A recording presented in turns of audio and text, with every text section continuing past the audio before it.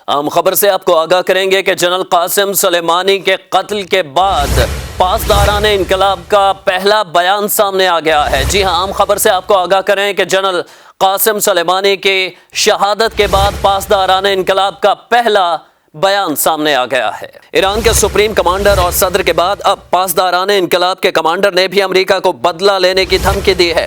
तर्जुमान पासदारान इंकलाब एक बयान में कहते हैं कि अमेरिका की इस वक्ती खुशी को बहुत जल्द सोग में बदल देंगे।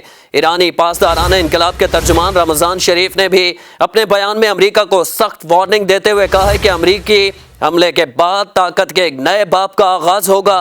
तर्जुमान का कहना था कि अमेरिका की इस वक्ती खुशी को बहुत जल्द सोग में बदल देंगे। अमेरिकी जहां भी ईरान की पहुंच में होंगे उन्हें निशाना बनाया जाएगा। कासिम सुलेमानी की हलाकत के बाद ईरानी सुप्रीम लीडर आयतुल्लाह खामेनेई ने ब्रिगेडियर जनरल इस्माइल कानी को कुद्स फोर्स का कमांडर मुकर्रर कर दिया है।